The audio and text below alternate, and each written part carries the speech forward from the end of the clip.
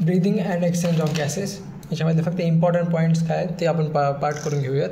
ठीक आहे. याच्यामध्ये सर्वात इम्पॉर्टंट काय आहे, हा चार्ट. ठीक आहे. याच्यामध्ये रेस्पिरेटरी ऑर्गन्स दिलेत, कोणता ॲनिमल कोणत्या ऑर्गन रेस्पिरेशन करत असतो. ठीक आहे. स्पॉन्जस, स्कॉलन्ट्रेटा, फ्लॅटवॉर्म्स या सगळ्यांमध्ये कोणतं होत असते, सिम्पल डिफ्युजन होत असते ब्रिदिंगचं. ठीक आहे.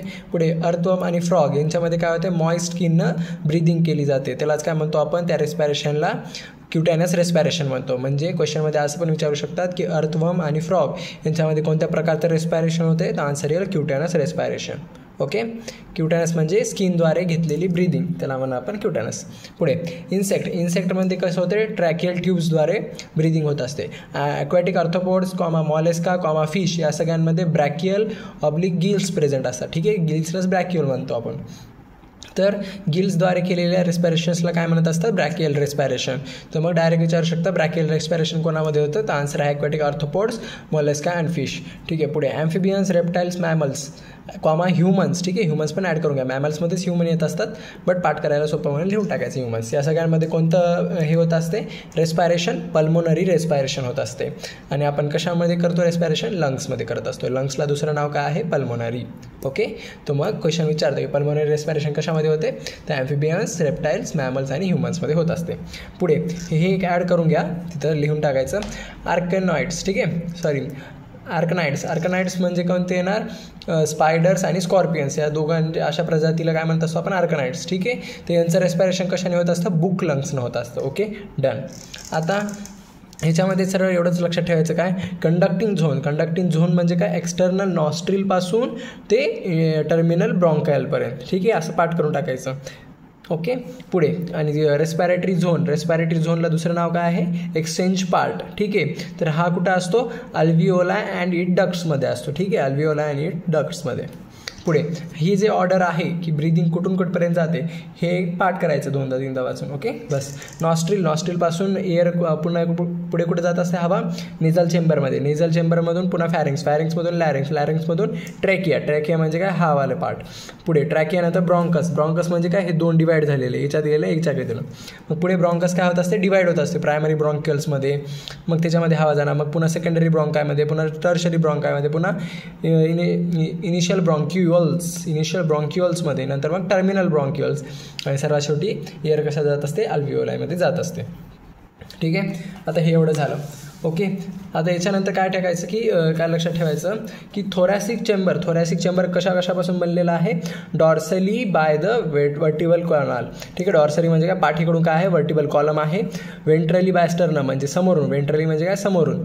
छातीजवळ एक हाड असतं मजबूत, त्याला आपण काय म्हणतो, स्टर्नम. ठीक आहे. डायग्राममधून लक्षात ठेवायचं, इझी जाते. मागून काय आहे, छातीच्या मागून पाठीचा कणा आहे, डॉर्सली वर्टिबल कॉलम. समोरून आहे स्टर्नम म्हणजे काय, वेंट्रली बाय स्टर्नम.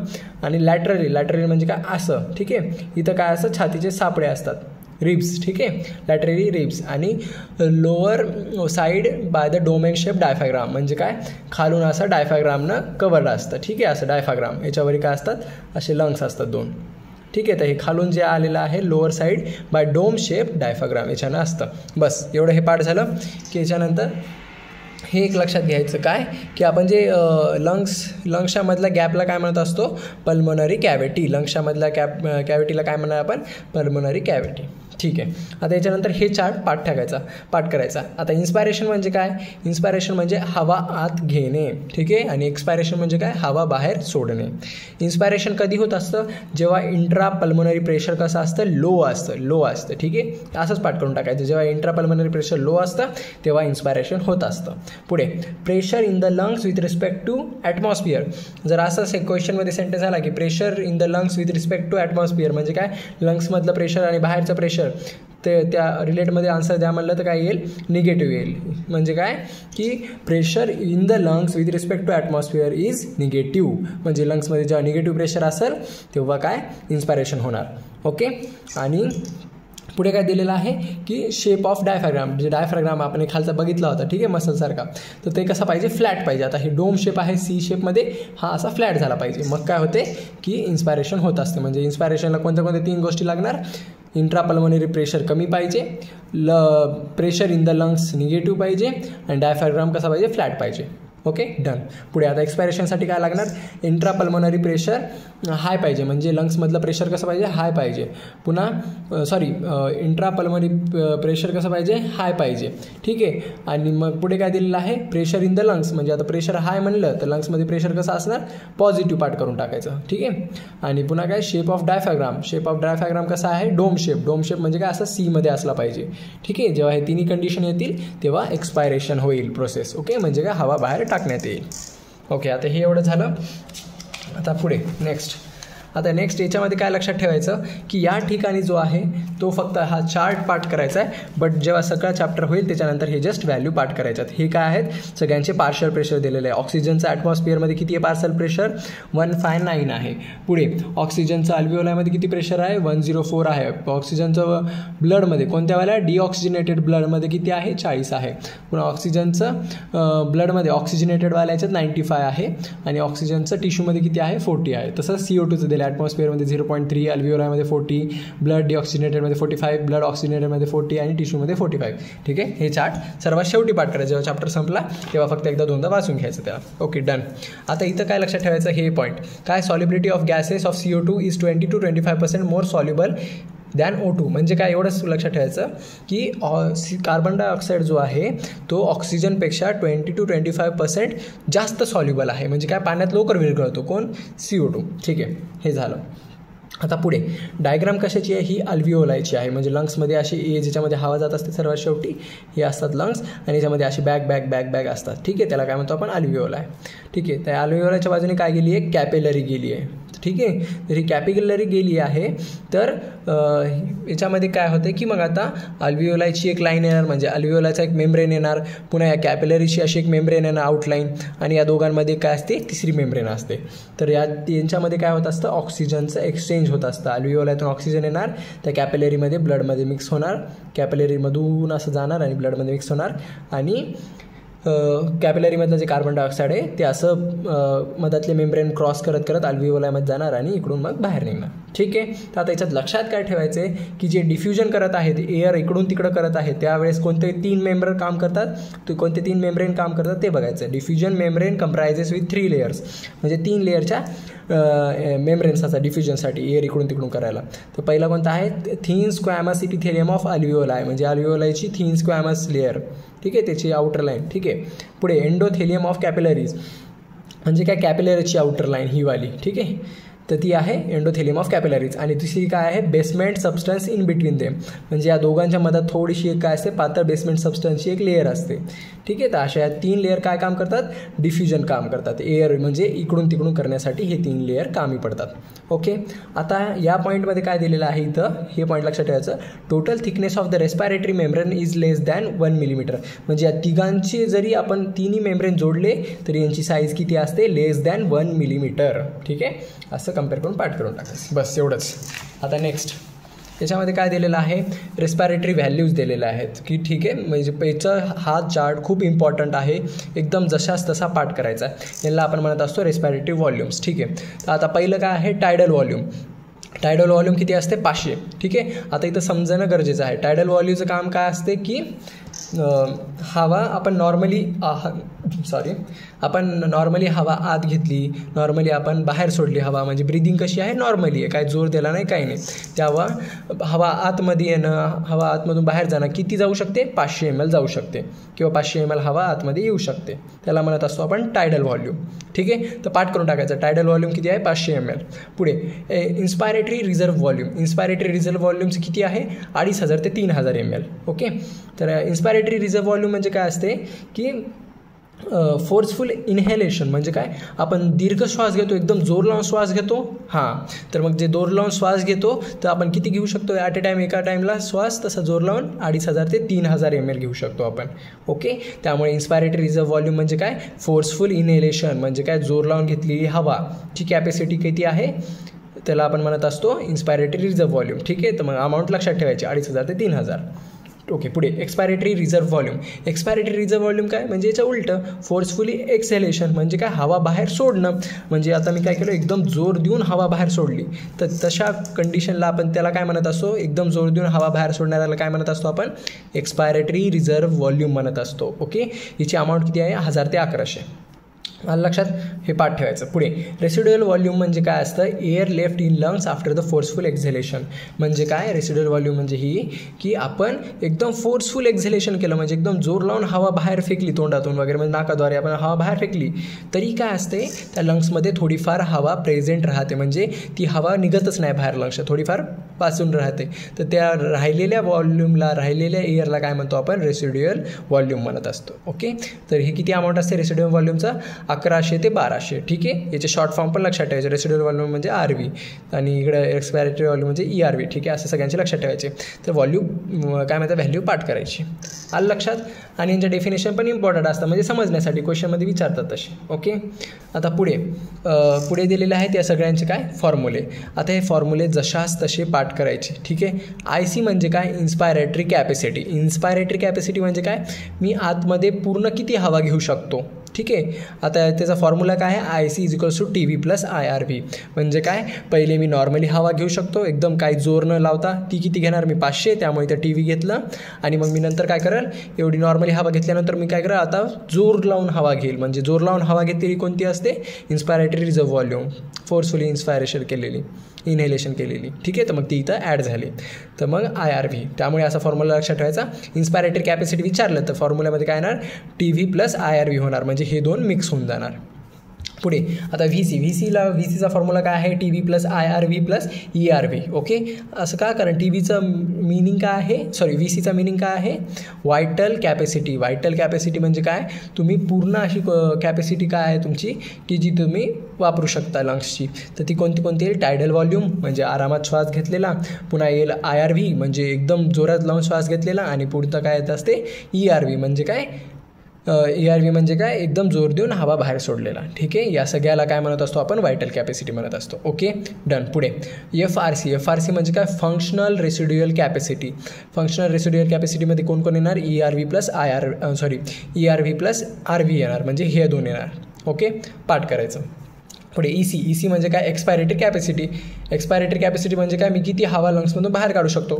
तर पहिली आपली काय येणार, TV येणार, म्हणजे मी नॉर्मली थोडी हवा अशी काही जोर न लावता बाहेर काढली.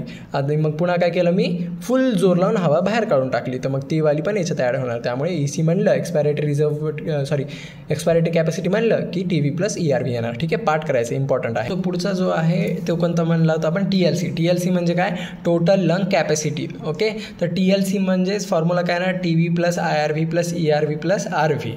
ओके, म्हणजे काय, त्या टोटल लंग कॅपॅसिटीमध्ये सगळे येणार. ठीक आहे, चारी पण येणार. पुढे TLCचा दुसरा फॉर्म्युला काय येणार मग, VC + RV. VC + RV म्हणजे काय, आपण हे TV + IRV + ERVच्या जागी फक्त काय केलं, VC लिहून टाकलं, हे व्हायटल कॅपॅसिटीवाला. ठीक आहे, तर मग नवीन फॉर्म्युला हा बनला. ठीक आहे, फॉर्म्युले पाठ ठेवायचे आणि हे करून टाकायचं. पुढे जस्ट एवढं एक लक्षात ठेवा की काय, TV म्हणजे एका मिनटामध्ये किती व्हॉल्यूम होते पूर्ण ऑक्सिजनचं सगळं, तर ते किती, 6000 ते 8000 ml. ओके, बस एवढंच. पुढे आता हे नेक्स्ट ग्राफवर यायचं. हा ग्राफ कसा आहे, या ग्राफचं एवढंच लक्षात ठेवायचं की ऑक्सिजन डिसोसिएशन कर्व कसा असतो, सिग्मॉइड कर्व असतो. कसा असतो, सिग्मॉइड कर्व म्हणजे असा यस शेपमध्ये. ठीक आहे, यस शेपमध्ये असतो, यस.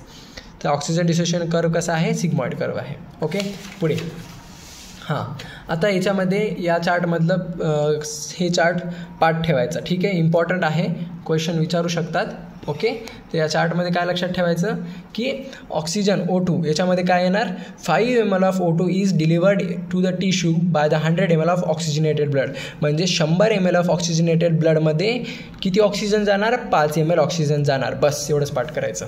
ओके, पुढे काय दिले, 3% ऑफ डिझॉल्व्ड इन प्लाझ्मा. म्हणजे ऑक्सिजन कसं जातं ब्लडमधून एका दुसऱ्या टिश्यूपर्यंत, तर 3% ऑक्सिजन काय होते, प्लाझ्मामध्ये डिझॉल्व्ड होते, आणि 97% ऑक्सिजन काय जाते, हिमोग्लोबिनसोबत जाते.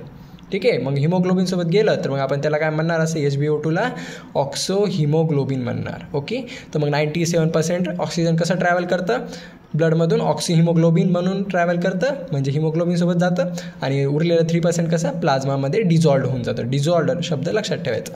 आलं लक्षात, बस. आणि पुन्हा काय दिलेलं आहे, याचं काय लक्षात ठेवायची गरज नाही, हे 3 पॉईंट पाठ पाहिजेत. ओके, पुढे आता कार्बन डायऑक्साईडमध्ये बघायचा. 4 ml ऑफ द CO2, ठीक आहे. 4 ml of CO2 is delivered to alveola. इथं करेक्शन करून घ्यायचं, O2 असेल तर कट करून CO2 लिहायचं. 4 ml of CO2 is delivered to alveola by 100 ml of deoxygenated blood.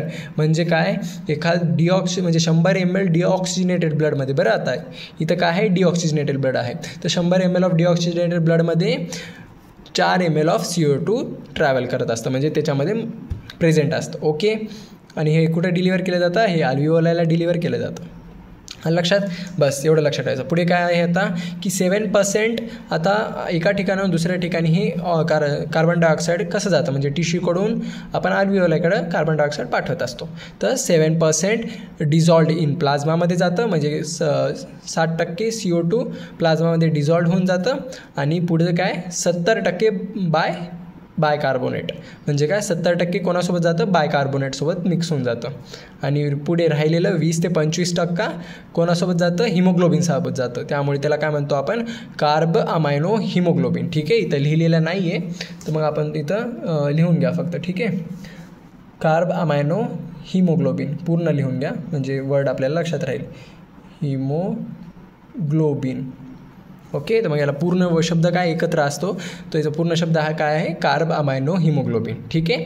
तर मग काय लक्षात ठेवायचं, 7% डिझॉल्ड इन प्लाझ्मामध्ये जाणार, 70% विथ बायकार्बोनेट जाणार, आणि 20 ते 25% कार्ब हिमोग्लोबिनसोबत त्या ब्लडमधून जाणार. ठीक आहे, हे खालचं पाठ करायची गरज नाही.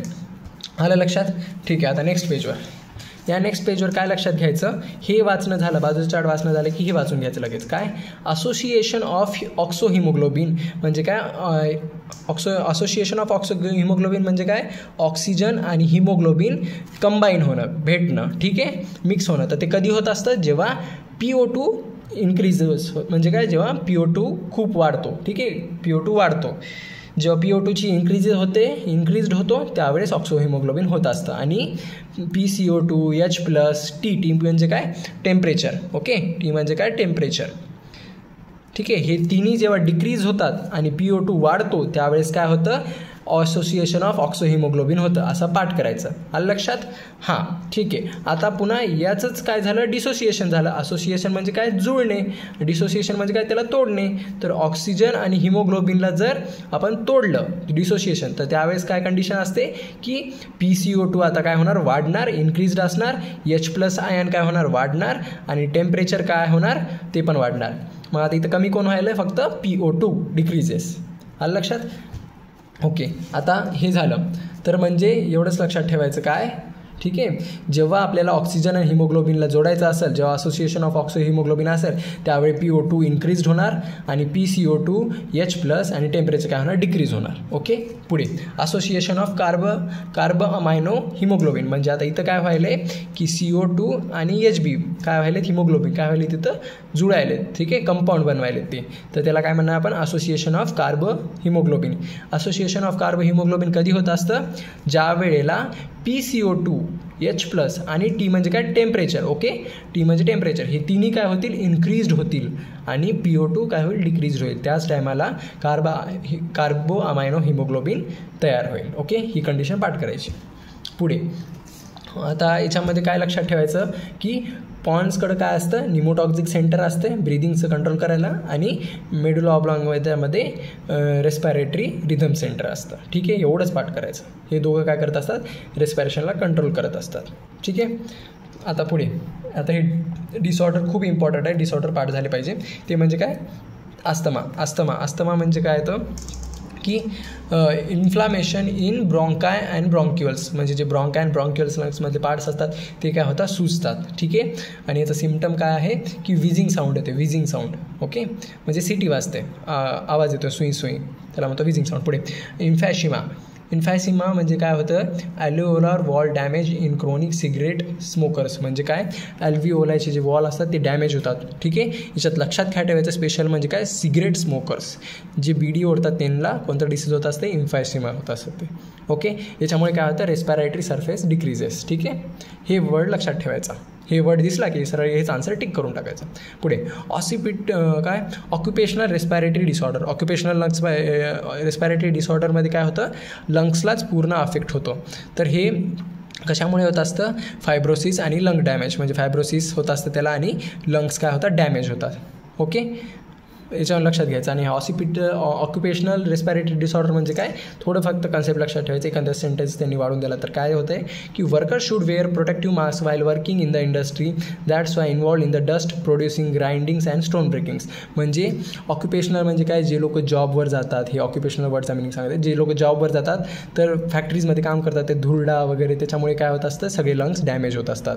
त्यामुळे त्या डिसीजला काय म्हणतात, ऑक्युपेशनल रेस्पिरेटरी डिसऑर्डर. ओके, हे फक्त पाठ करून टाकायचं एवढं. Okay, done.